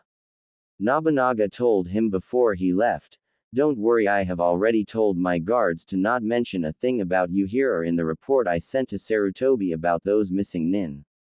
Naruto nodded his thanks and left to continue his training. It was 6 months before his 9th birthday and Naruto was planning on leaving Fire Country. He decided he was going to travel the world while training, spending about a year in each of the other great shinobi countries, starting by heading west, traveling through River Country towards Wind Country, then traveling north toward Bird Country, then east through Rain Country, Grass Country, and Waterfall Country. Next to Earth Country, then double back, traveling toward the ruined kingdom of his ancestors to make plans for it, then traveling to Lightning Country. After that south to Water Country with Nagi Island next, then leaving by ship from Oazu Island to Sea Country. Then finally catch a ship north to Tea Country and traveling up north through the country back towards Fire Country. He was about to depart when Kyuubi spoke to him. "Naru-kun, since we've decided on this course of action, I think we should use those chakra papers and find out how your elemental affinities play out instead of on your next birthday as planned." Naruto gave her a mental nod and took out a piece of paper from one of the pockets on his vest. "Just apply chakra, then watch what happens, correct?" Kyuubi replied. "Aye, that's right. It splits in half if wind, crumbles if lightning, gets soggy if water, burns if fire, and turns to dust for earth." Naruto nodded his head and started applying his chakra to the paper. He watched in fascination and confusion and Kyuubi in shock at what happened. It started with the paper getting sliced in two, then the upper portion of the left side got soggy, the upper portion of the right side turned to dust, the middle portion of the left one burned, the middle portion of the right one crumbled up, followed by the lower part of the left one shining, then the lower part of the right one turned completely black. After a few minutes he spoke to her through their connection. "All right, so my strongest affinity is wind, followed by water, earth, fire and lighting. That I get, but what the hell were those last two?" Kyuubi was shaken from her shock when Naruto spoke to her. She shakily replied, "I don't know how this is possible, but those last two were the other main elements." She was cut off as Naruto asked her, "Other main elements? I thought that there were only 5 main elements." "No, there are actually 7 main elements. The 5 well-known elements and then the other 2. Light and dark." Naruto replied. "Light and dark? I've never heard of those before. Is the darkness element like the bloodline the Nara use?" Kyuubi shook her head. "They use a much weakened version of the darkness element." Naruto just stood there, then thought, "How come I have never heard of these elements before?" "That is because these elements haven't been used in centuries. The only human who was able to use those elements was the Rakudo Sennin," Kyuubi replied. Naruto just shook his head at the new information, then said, "Well, for now we'll leave it at that. Maybe you can go through your memories to see if you know of any ninjutsu he used with those elements. I'd rather wait till I have a good grasp on the others first before I even start on those two." Kyuubi gave him a mental nod and said, "Will do, Naru-kun." Naruto was a week from the border between Fire and River Country. He noticed there was a storm approaching fast, so he looked around for some cover. He eventually found a cave entrance that was covered in vines. He cut them out of the way with a kunai and walked in when it just started pouring. He continued into the tunnel when he noticed a red glow at the other end. As he got closer to it, the hotter it got in the cave. He figured there must be a magma flow running through the cave and guessed right when he exited the tunnel and entered a large room and saw the lava. It was quite a sight. But when he looked back up, he was amazed at what he saw. On the other side of the room, carved in the wall, was a picture of a phoenix, and with the glow from the magma it looked quite real. He noticed that in its mouth looked what appeared to be a scroll. He looked around and noticed that the only way to get there was to travel along the walls. He applied chakra to his feet and began walking up the wall, then towards the scroll. As he got closer, he could see the details in the carving, and when he approached the scroll, took it out of its mouth, wary of any traps. When he landed in front of the tunnel again, he opened the scroll and noticed that it was a summoning scroll, but there were no names on it. Kyuubi was watching Naruto and was surprised when she saw the phoenix. She had a pretty good idea at what summon that scroll was for. "Nay Q-chan, how do I sign this contract?" Kyuubi was a little hesitant in replying. If this was what she thought it was, then it would be a powerful ally if Naruto succeeded. She knew though if anyone could do this, then her Naru-kun could. Draw some blood and write your name in the first slot in the scroll, followed by leaving your fingerprints for the hand you're going to use for the summoning. After that, do these hand seals: boar, dog, bird, monkey, and ram. Then draw some blood again on your hand, then apply as much chakra as you can for your first time and slam your hand onto the ground and say Kuchio's no jutsu, Kyuubi informed him. He did as instructed and summoned as much chakra before he slammed his bloody hand on the ground, yelling Kuchio's no jutsu. A large puff of smoke appeared, covering most of the room. As it dissipated, his eyes were wide at what he saw. It was a phoenix, and it was huge, about the same size as the famous Gamabunta when its wings weren't stretched out. He was shaken out of his stupor when it spoke. "I see someone has finally signed the phoenix summoning contract." It looked down at Naruto and said, "And a very young summoner as well. I can sense great power within you, but before I let you use my clan, you must pass a test." Naruto looked at the creature and said, "Test? What kind of test?" The phoenix looked at him in the eye and said, "A test of the heart. We of the Phoenix clan are one of the 4 legendary summons. To be able to use as the summoner must have a pure heart and soul. Do you wish to continue this test? If you shall fail, you will die to keep the location of the scroll safe." Naruto looked the phoenix in its fiery eyes with his own burning with determination. "I accept. I will not fail. I have too much to do to die now, and I won't let Q-chan die either." The phoenix said, "Very well. We shall see if you are worthy of the phoenix contract," and with that Naruto was engulfed in fire. The phoenix watched through Naruto's memories and watched as his heart and soul remained pure and became only stronger. It was quite surprised when it saw Shinigami and how he has the light and dark elements. It knew that this boy would make a great ally of the Phoenix clan, and that the gods must have plans for the child, since the more matured of the Phoenix clan are able to use the light element, including itself. It concluded the test and watched as the flames left the boy. "Congratulations, Namikaze Uzumaki Naruto. You are the first summoner of the Phoenix clan. As I said earlier, we are one of the 4 legendary summons. I am quite surprised at what you have gone through so far. I believe we can also help you with your light affinity when you start training in it, as the more matured phoenixes within the clan, including myself, are able to use this element. I expect great things from you, child. Practice summoning with different levels of chakra to see what you summon. Before I leave, let me tell you who I am. I am the boss of the Phoenix clan, Fenikusu." Naruto nodded his head and said, "Arigato for giving me a chance, Fenikusu-sama. No need for formalities, child. I am much too old to care about those," Fenikusu chuckled. "Until next time, Fenikusu," Naruto said. The boss Phoenix nodded and disappeared back to the summon world. When Naruto went back to the entrance to the cave, he saw it was still raining, so he decided to take a nap after everything that's happened. When he opened his eyes, he saw the smiling face of Kyuubi. She tackled him and hugged him to her ample bosom, with him having a small blush. No matter how many times that happens, he just can't get rid of how good it feels. She pulled away from him and said, "You're amazing, Naru-kun. You have signed the contract of one of the legendary summons. I had a good idea that was who it belonged to, but I knew if anyone could gain their trust, it would be you." He smiled at her as she hugged him to her bosom again. "Yup, today is definitely a good day," he thought. Naruto had made good time crossing through river country. He decided to stay for a month there working on his water manipulation before training for a year in Wind Country. He learned a few Suiden jutsu too from the scrolls he brought with him.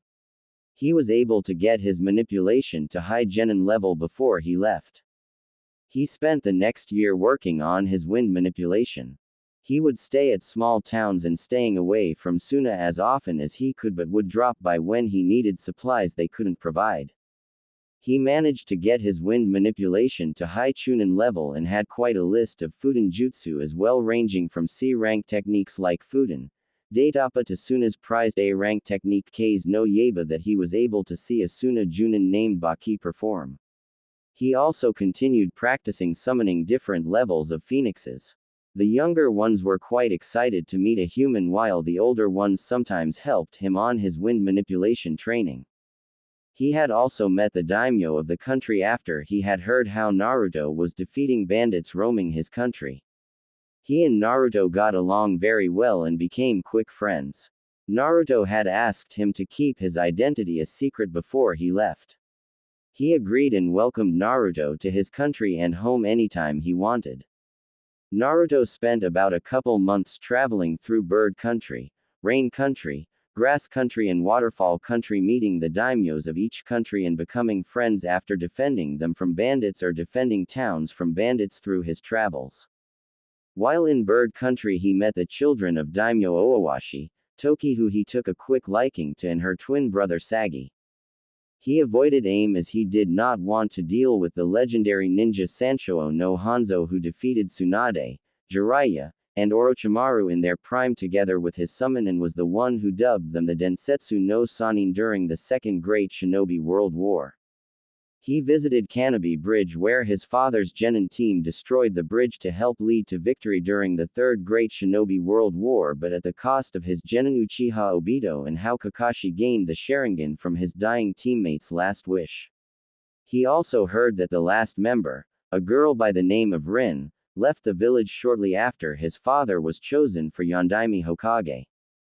During his travel through Waterfall Country he met another Jinchuriki by the name of Fu, who was a genin from Taki who was 3 years older than him. He told her about himself and his plans for himself and the other Jinchuriki. She was shocked, but she believed him. He told her to travel to Whirlpool Kingdom and stay in the royal palace if she needed someplace to hide. He planned on putting seals around the place like the Namikaze compound to keep intruders out, and only people with blood the seals recognized would be allowed let in. She hugged him and gave him a kiss on the cheek, which earned a blush from him that both Kyuubi and Fu noticed. After taking a sample of her blood and bidding her goodbye, he traveled to Earth Country. Naruto made sure to stay away from Iwagakure no Sato when he stayed in Earth Country. The cage that was in charge during the war against Leaf was still in power and he didn't want any trouble. At least not until I'm strong enough, he thought. Earth Country was perfect for his earth manipulation training. He was able to get it to mid-chunin level during his stay and improve his jutsu arsenal with Doden jutsus. He also was able to maintain an Iwa bingo book and add it to his Suna, Aim, Kusa, and Taki collection. He was able to take out low-level missing nins and a couple B-ranked ones. He would henge and receive the bounty on them, and his skills got better with more experience. He somehow ended up meeting the daimyo of Earth Country and found out that he does not hold a grudge against Konoha or the Yondaime Hokage. He told Naruto that he was looking for a chance to remove the current Tsuchikage from power, but too many people still hold a grudge. He told the daimyo like he did Win's daimyo the truth about him and what his plans are for the future. To say he was shocked would be an understatement. He was talking to the son of the Yondaime Hokage and Konoha's Red Death and the grandson of the late king of Whirlpool. He agreed to Naruto's plan but would only be able to help once Iwa got a new Tsuchikage who was not out to destroy Konoha but would help him in any way he could till then. He left Earth Country heading towards the ruined, for now, Whirlpool Kingdom. It was the middle of July when Naruto left Earth Country for Whirlpool Kingdom. It was the beginning of August when he finally reached Whirlpool's border. He summoned an army of 2,000 shadow clones, told them to stay out of sight while he had them travel the countryside. Naruto traveled further into his kingdom. It was a couple hours until he saw his first village. By the looks of it, the people were definitely living a hard life. He just hoped that it wasn't like this for every place the people were living. He continued on, promising to himself to help his people as soon as possible. Over the hours, more of his clones were dismissing themselves, and he found out why it was called Whirlpool Kingdom. Surrounding the entire coast were whirlpools about a mile out. He also received the location of what he assumed was the capital. He was also saddened at the fact that not too many other places were faring better than the village he saw. After another couple hours of travel, he arrived at the capital. He could see that a good portion of it was intact or had been rebuilt already. He made his way to the largest building he could see, assuming it was the royal palace. Oddly enough, it didn't have any damage at all from what he could see. It was midday and the people were still out as he walked through the streets. The people were eyeing him cautiously and started following him. By the time he arrived in front of the palace, he could see that there was no damage at all. He eyed the gates and was broke from his thoughts by someone speaking who looked to be the eldest among the crowd. I don't know who you are, child, but if you plan on going in there, then think again. The royal palace is not only guarded by us, but the palace is surrounded by seals that only allow the royal family or anyone they allow to enter, spoke the old man. Okawa-san failed to mention that the place was protected by seals, but that would explain how it survived the invasion, and that also means nothing has been stolen, Naruto thought as he approached the gate. A blood seal plus a few other seals. The place isn't as advanced as the seals protecting the Namikaze compound, so I'll have to update it before I leave, as well as add more seals. If you need a place to stay the night, I have a room for you as long as you don't cause trouble, the old man said. Thank you, but that won't be necessary, Naruto said, then bit his thumb and wiped his blood on the seal. The old man's eyes, along with everyone else's, widened as they watched the seal that protected the royal family's home light up. Then they heard an unlocking noise.